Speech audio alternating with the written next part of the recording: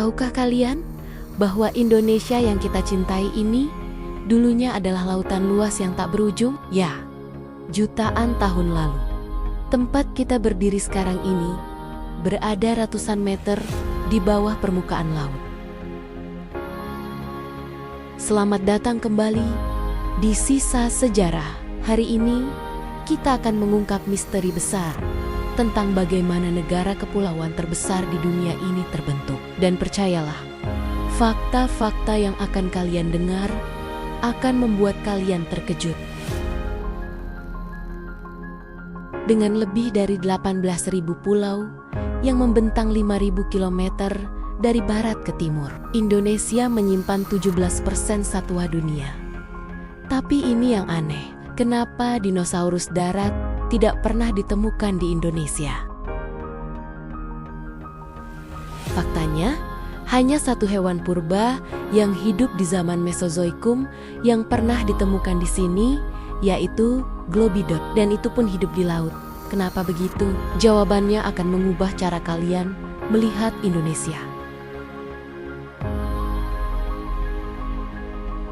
Siapa sangka kekayaan alam Indonesia seperti minyak bumi dan gas alam yang kita banggakan itu sebenarnya adalah bukti bahwa Indonesia dulunya lautan. Sekitar 160 juta tahun lalu, hampir seluruh wilayah Indonesia masih berupa lautan dalam.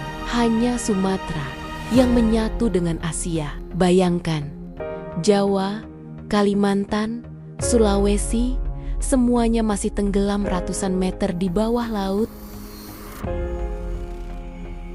Lalu bagaimana pulau-pulau itu muncul? Ini semua berkat pertarungan dahsyat antara lempeng Indo-Australia dan lempeng Eurasia, tumbukan yang begitu kuat hingga mengangkat dasar laut menjadi daratan. Tapi, tunggu dulu. Ada era di mana Indonesia benar-benar berbeda. Era ketika kalian bisa berjalan kaki dari Malaysia ke Jawa. Era Sendalan. Saat zaman es terakhir, permukaan laut turun drastis karena air membeku di kutub. Yang sekarang Laut Jawa dan Selat Malaka itu dulunya daratan kering yang bisa dilalui. Dan inilah mengapa gajah, harimau, orangutan bisa sampai ke Indonesia. Mereka berjalan kaki melalui jembatan darat Sundalan. Bahkan orangutan yang kita kira asli Indonesia ternyata pendatang dari China. Tapi yang paling menakjubkan adalah apa yang terjadi ketika zaman es berakhir. Air laut naik, Sundalan tenggelam, dan hewan-hewan terjebak di pulau-pulau kecil. Inilah asal mula Stegodon, gajah mini seukuran sapi yang hidup di Nusa Tenggara. Fenomena ini disebut insular dwarfism. Hewan besar menjadi kecil saat terisolasi di pulau.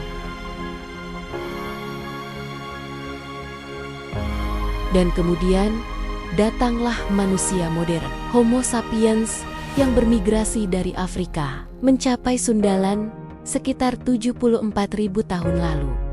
Sebelum letusan Gunung Toba. Buktinya, alat-alat batu ditemukan di dalam lapisan abu vulkanik Toba. Manusia purba itu selamat dari letusan supervolcano yang hampir memusnahkan umat manusia.